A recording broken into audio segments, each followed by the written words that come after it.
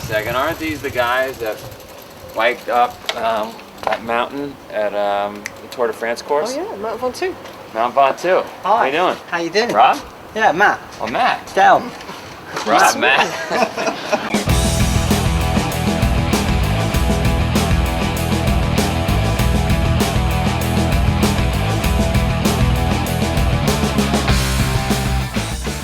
Here we are in Pittsfield, Vermont in the beautiful barn, SpartanUpPodcast.com.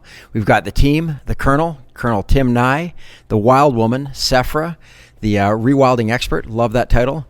Joe DeSena needs very little introduction, just Joe, Spartan Race. And I'm Johnny. We're calling me Dr. Johnny, and I'm loving it. I'm gonna keep this title. Yeah, it's starting to really fit. So, while we're here in Pittsfield, we're going to be going virtually to Del over in the UK. She is our amazing foreign correspondent, covers everything about that end of the world. And she's found us 3 really incredible guys. So tell me about this, Joe. Yeah, so they you can rent bicycles now in cities. In New York, they've got those Citibank bikes. Yeah, they're like 50-pound bikes. And these lunatics wanted to go do a section of the Tour de France on these bikes. So when Del told us about them, I said, you got to interview these guys. Yeah, I'm smiling just hearing it. Is it going? No. Push that top button. There we go. I'm getting numbers now. So hello and welcome to this episode of Spartan Up. We are sat here with 3 men who've done something really unusual. I'm going to let them introduce themselves. I'm Rob Holden. I'm Matt Winstone. I'm Ian Laurie. And Rob, tell us what you've done. I know that you took one of the Boris bikes from London, which is a hire bike, which is extremely heavy, and you did something quite unusual with it. Yes, late last year, end of October, we rented a Boris bike from central London, drove it down to the south of France, to the base of Mont Ventoux, which is one of the most iconic Tour de France climbs that they have. How steep is it? Average is about 7 to 8%, but it's 22 kilometers long, and very exposed, high winds, and it's well known for beating Lance Armstrong and many riders, and even there was a famous death of a Tour de France rider near the top. You thought this is the place to go and ride a heavy London hire bike? It wasn't my idea. Whose idea was it? It was Ian's.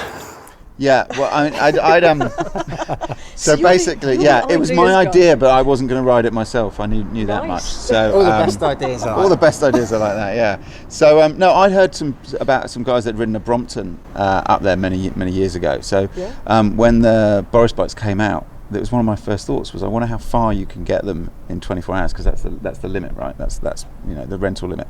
And then it was kind of like, well, I wonder if we could go to Ventoux and get up it and back within 24 hours. But I wasn't going to do it myself. I needed to find a kind of willing participant. And so how do you guys all know each other then? That was the first time we'd ever met. It was. We went. Matt and I know each other through mutual friends for about 15 years, and we decided to go for a bike ride. I'd never met Ian before, and at a coffee stop near Windsor Castle, we were just shooting the breeze about sportives and Tour de France climbs and things like that. And Ian just popped out with this sort of. This is the mountain that killed a guy and beat Lance Armstrong. Yeah. Why don't you do this? And it was a joke. It was a bit of a joke at the time, or I thought it was. And as Matt said, I just joined a new company, and we fundraised for Macmillan Cancer Support. And I worked down here on my own, and I was thinking, well, what can I do? And about the only thing I enjoy doing is cycling. And so that planted the seed of doing something crazy, and that was it. That was where it started. And so how did you plan for this? How did you make it happen? Well, it's initially it was like, can you get the ferries to work? Like, can you get a channel crossing? What are the timings for each bit? So Rob and I went out and did recce's to find the furthest point or the nearest point to the channel tunnel, when the channel tunnel times were, how long it would take to get to each point, work out a rough road route, and it worked out that I thought if we were really tight on our timings, which obviously were all theoretical because we didn't even know if we could get up the mountain at all, that we probably had about 45 minutes. You were the logistics brain behind it. I was the logistics brain, yeah. But I mean, that was all theory. We didn't know. And again, at the time it didn't really matter if we didn't do it or if we did, because it was just between the three of us, and it was a bit of a crazy idea. Give it a go. How much did it cost to rent the bike? Well, I think the initial hire fee is about £9 or £10 to register, and then the actual hire for the bike for half an hour is effectively free. But obviously anything over half an hour you pay, I don't know how much it is. I think it comes to £50 or something for the day. Yeah. And after that, they consider that the bike has been stolen, because no one would, in their right mind, would take it out for more than 24 hours. Certainly less take it abroad, because it's supposed to be just around central London. And actually, when I called up Transport for London to just sort of anecdotally say, is it okay if you could, if you wanted to take it abroad, could you do? And they said, well, no one's really asked us that, but there's no rules that say you can't. So you asked permission as well? Well, honest types. Ish, yes. Yeah, I mean, it was, we didn't know if we could do it. We did some test rides. We rode around Richmond Park, which is fairly local to us. Rob overtook a couple of cyclists up on hills on that, so we kind of thought, at least we've got the right man. But and it was a bit embarrassing, I think, for the guys that were getting past, and Rob was apologising as he went by, like, sorry, I'm not taking a mickey, I'm just practising for an event. Training here. So yeah, I mean that was in essence that was how we trained for it. But it was literally from concept, I think, was kind of late August, and then we hit it on about the 26th of October. So there was only 8-9 weeks of prep. Well, Rob was desperate to do it. I mean, we were kind of thinking the following year will give us enough time to plan, and Rob was absolutely desperate. So we had to fit it in before it started snowing, and while it was still kind of actually rideable. Did you ever at one point sort of sit and think, this isn't going to happen, I regret this moment? Everyone who we spoke to about getting down there and getting back within the amount of time said it wasn't possible, basically. One of the guys in my office used to live about 50 miles from Mont Ventoux, and he said, well, I used to drive down there from London to go and see my folks, and it used to take me like 9 hours, so that's like 18 hours, plus the crossing, plus the getting back to London. There's just no way. Did it fuel you even more, having people suggesting that you might fail at this? Yeah. The fact that people said it was impossible that's cool. Yeah. That makes it all the better, because we thought that it could be possible, and so that spurred us on. Yeah, we prefer it when people would say, if they said it, I reckon you could do that, then it makes it. Makes you more determined. Yeah, exactly. And what was the biggest lesson that you've learned from all of this? But I don't know. I think possibly that how quickly you run out of gears. I mean, Rob had all these plans about when he was going to switch from there's 3 gears on the bike. Just 3 gears. Actually, I know the biggest thing that we learnt, because having just looked at doing another one, nutrition was the key. I think between the two, the training is obviously essential. They're speaking for you now. No, you see, you were the hardcore guy. No, he knows me very well now. So they fed you? It was City View Pant stuff. The first one we did last year, the Ventoux one, was, and when you look back, it was like, how did we even get up there? How did we catch the ferry even? How did we even find it? How do we even find the place? So so it was the preparation, and certainly the Ventoux one. I was fit, but I was no means, race fit or nutritionally prepared. How long did it actually take you to get to the top? It was 2 hours 55 minutes, and I'm a sort of a bit, I've been watching the tour and the history of pro racing for years. And on a heavy bike, how much does it weigh? They're 23 kilos, so that's 50 pounds basically, with essentially one low gear. Yeah. So I knew, the pros go up it in just under an hour. Yeah. So I was guessing that if I could get anywhere sort of 2 to 2.5 hours, I'd be happy with that. But my main objective was not to put foot down, not to stop and put foot down. What, did you eat as you went? What did you eat?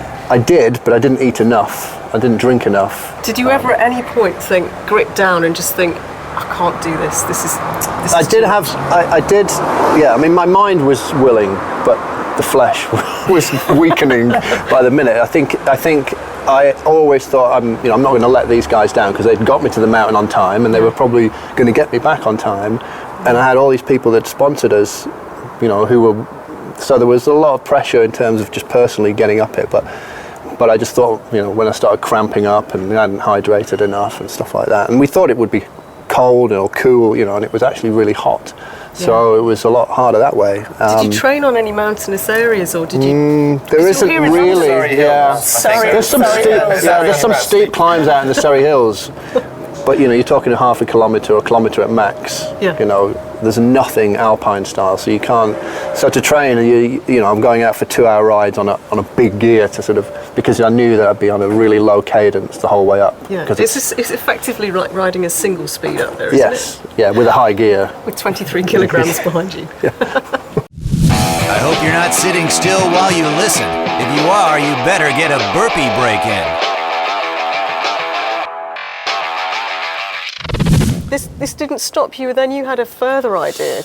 Tell us about that. Well, I think the thing was we were pretty chuffed with our efforts on Ventoux, and to be honest, Ian and I do a lot of video production anyway, so half of it was filming it as good as we could in order that we could put it on the internet to get more people donating, and obviously it went a bit mad, and so subsequently the charities that we'd worked with had said, look, would you do something else? And so how can you refuse? So the object was to, well, how can we make it more difficult to make? I mean, literally we only did the last one with 22 seconds to spare. The question was, how can we make our lives more difficult? Exactly. So well, let's make it further away. Let's make it in a city and a place we don't know, and let's make it a lot steeper for Rob and a lot harder with the same bike. The average gradient of this one was Mount Washington's an average gradient of over 12% rather than the 7% of Ventoux.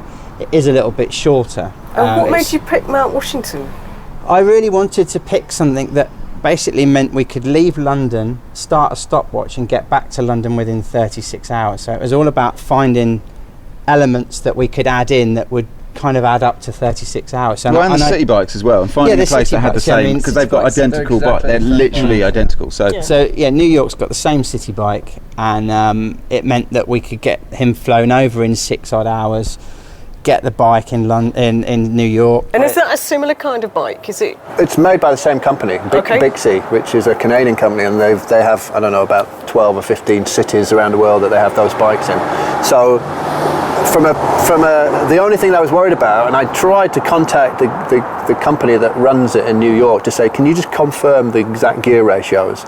Right, I'm all about the inches, right? And so they kept saying, oh yeah, they're low enough to go up, you know, around Manhattan. I'm like, no, just give me the gear. And I couldn't get the gear ratio, actually, the technical data from them. So I'm just hoping that they were, even though they were the same bike, that they had exactly the same gears. So this was a little bit, again, seat of your pants. But and what did you do differently? I just trained a lot harder, and I was just, I don't know, I think I peaked at the right time, and the nutrition was spot on, and so I had, even though it was harder physically, I think I got through it better than I did on Ventoux. Even I was amazed myself that I still got to the top, because I was seriously worried when I got to the bottom, and even the first bit, it goes up into the trees and you see the road disappearing. Yeah. And I've watched loads of YouTube videos of people cycling up it to sort of understand. But even that, yeah, exactly. Well, it's amazing. Yeah, you can watch so many people cycling up Ventoux or Mount Washington, and they have 2 times of the year that you can actually cycle up Mount Washington. They're races. And I'd read some blogs and stuff like that, and the recommended gear ratio was 1:1, right? So if you understand that, that is, normally you have a big chainring on the front and then a smaller, you know, cog at the back, whereas they're recommending the same cog at the back. So basically the lowest gear you wouldn't find anywhere on a road bike, any shop. And so when I said to some guy on some blog, I said, do you think, you know, joking apart, do you think you could get up on a New York City bike, just to see what he'd say? And he was like, no. He said, you need specialist gear for that, you know. Still, they're just fulfilling that English. And exactly. If he'd have said, yeah, it'd be easy, I wanted him to say no. And then Howie, who's the manager of the mountain, he didn't really want to take us seriously to start with, because he didn't want us to do it effectively. He basically, when I emailed him initially, he was like, when I first looked at your email, I just laughed and thought you were jokers. But then he'd watched the Ventoux and seen that we weren't jokers. We did actually mean it. and was good enough in the end to close the road for us for the first few hours, so that we didn't have cars going backwards and forwards. And but even he said, I can't believe you guys have done it on that bike. It's a ridiculous thing. So Rob, what is grit to you? I'm actually in sales for a profession. I'm a geologist by background, but I sort of went into sales, and I think that follows the same. I like a challenge. I like a goal. I'm very goal oriented. But at the end of the day, I think all salespeople are into they just want recognition at the end of the day and money. But honest. But I think that's that's where personally it comes from, and then once you're in these things, you don't want to let people down. You mentioned that earlier, that your team were sort of very supportive, and you didn't want to let them down. How important is being part of a team in being able to achieve these goals? Absolutely. I mean, I couldn't have done it on my own, and I think individually they would say the same thing. Well, they wouldn't have had anyone to send up the mountain if it wasn't for you. True. No, but I wouldn't have a clue how to film it, or a clue how, or do the logistics, or the sort of the other stuff that Matt does. So I think I just love I love a challenge. I've been doing them all my life. In a more conventional way. And there's a lot went into the planning for all of this, the logistics. At any point did you just think, I can't make this happen, this isn't going to work? Yeah. And how did you deal with that? Well, again, I think as Rob says, you're all responsible for your own part. It's a team effort. So the one thing is that you're in a team that you believe in. We've all got our bits to do. The second thing is even if you don't think it's going to happen, is to push through that. And my bit was all about making sure we got back within the 36 hours. So even when we didn't think we were, and we were changing flights, and there was traffic, and things don't work out as you plan, you've still got to have that kind of blinkered approach that in actual fact somehow, to all the powers that I have, this is going to happen. And I think providing I always think if you're doing something for a good reason, then chances are if you've planned it and you can really focus, it will happen. So that's mine. And did any parts go wrong? A lot of parts went wrong. I mean, what went wrong? What did you huge learn? amounts of things go wrong. Literally from the start, we got pulled over by the cops at 2:00 in the morning. Tried to arrest us at gunpoint. This is the American challenge, by the way. This isn't in France. This doesn't happen in France. But and they just found out you were Well, British, the thing is, we were putting bikes in the back of a truck at 2:00 in the morning, putting tarpaulin over, and that, of course they're going to stop you. We didn't think they'd be staking the place out, but they were. Traffic is something that you can't ever. You've got to adapt to it. Cancelled flights. I mean, the flights for Rob and Jay got cancelled the day before I was due to fly out and organise all the other bits. So there were last-minute flight changes, which meant everything got pushed one way and another. And then even when we'd finished at the top of the mountain, Rob had just finished the actual mountain climb. It's all about keeping people focused to get us down the mountain. We haven't finished yet, guys. I know we've finished that bit and it's great and everyone's cheering and we've got press and God knows what, but we've got to get down and out. That's the other thing. Those are the kind of obstacles that kind of stop people in their daily lives. A lot of people get their battleship gets sunk by a cancelled flight and things. Why do you think you managed to sort of just get over that? Responsibility. I think if it's just for yourself, you have a tendency maybe to, on certain occasions, lay down and let it happen. But I think the fact is we'd got sort of sponsors involved. We'd got the charities involved. The three of us all had our parts, and it's got to happen. So it's just a case of adapting. I remember once watching an adventure film, Touching the Void, and where the guy gets his rope cut, and they said, "Keep making decisions or you die." And that is one of the truest things you ever hear when you're in that situation, when you're in a challenge or an expedition or whatever it is. Keep making decisions. Never rest, ever. So this bit might be done and it might have gone fine, but be constantly ready for the next thing to go wrong. And previous experience on the kind of Ventoux trip had taught us that actually, even when we think there's absolutely no chance and hope has been lost, you just keep focused, because you just never know. And we made it within seconds in Ventoux. I mean, you couldn't have written that. So I think for this one, we just all we had in our heads was we just need to keep going. Like Matt said, keep making decisions. This is really important to us, and just hope that something's going to come together at the last minute. And what advice would you have, say, for somebody who's just setting out? They've got an idea, maybe they're thinking it's just a 10K or their first marathon, or want to set up a business or a chat, whatever it is. What advice would you give them from what you've learned from this experience? I would say, firstly, don't listen to anyone that's negative, because if you've got a reasonable proposition, obviously there's some things that deep in your heart of hearts aren't achievable, but if you think you can achieve it, I would say keep focused, get good people around you, and I think anything's achievable, definitely. Yeah, just starting as well. Just make a start. Just start. Well, it doesn't matter how, because I think we all think about planning and think about doing things, big things, but when you think about the end goal, it seems overwhelming. But if you just break it down, and I know it's, you hear this a lot, but just making that start towards the goal will help hugely. That's good advice. I'm going to tell you, that's one of my favorite episodes, period. Those guys are fantastic. Is that unbelievable? It's crazy. It's like completely... What I love about this is so many of the other things, at least there's a point to it. Like, I get why you would go do, 3 races in a week, because it's people are going to see it as epic. What these guys did was just plain crazy. And it was as epic as anything I've seen, but they just made that up. That noise, I see our camera people scuffling around there. That noise is just we're chopping wood outside, so don't worry about it. We're not being attacked by aliens, just good. Wood chopping. See, I mean, all right, so that's why they're on the Spartan Up podcast, right? What is Spartan Race? It's to inspire people, right? Inspire people to do whatever your mind thinks of. If you put in that perseverance, you can make it happen. You can bike up Mount Washington and get back to somewhere in 36 hours. You can go do 7 marathons in 7 continents.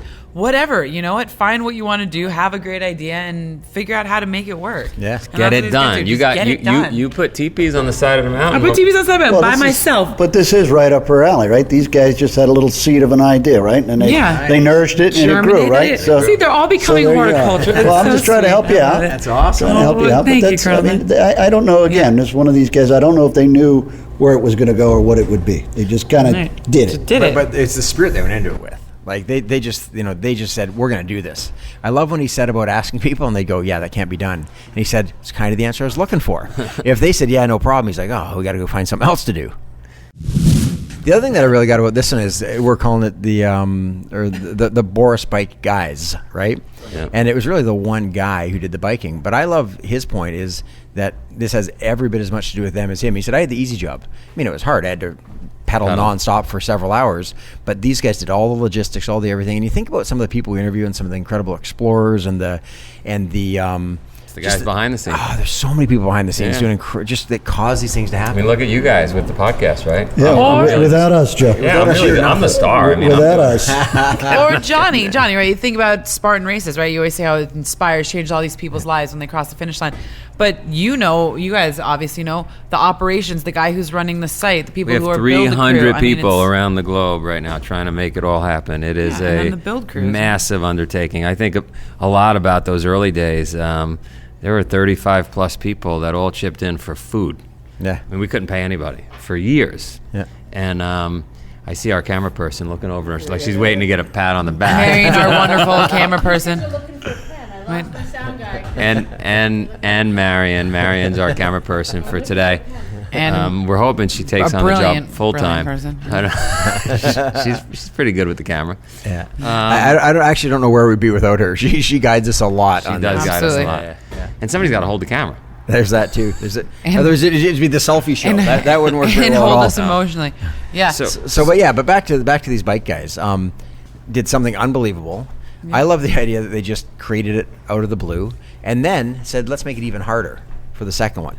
That first one wasn't hard enough. Let's raise Tour the de bar. France. Let's raise the bar. See how far we can go. Keep pushing, right? Push that wall back. There you go. All right, so anybody out there, we challenge you, this group here challenges you to find something really difficult, maybe even stupid, not dangerously stupid. Something and, unique. Yeah, push your limits. Do it. Build a teepee on the side of a mountain. Go take out a couple of bad guys.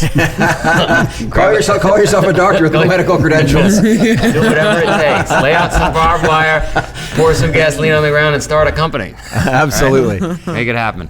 But Spartan first, podcast. You can check some cool things out. You can find out more about Johnny the Doctor, Sephra the horticulturist, Colonel Nye. Colonel Nye's got a corner, an interactive corner, which is going to blow you away on the site once it's working. And I don't know. Stay in touch. That's awesome. See ya. See ya. See ya.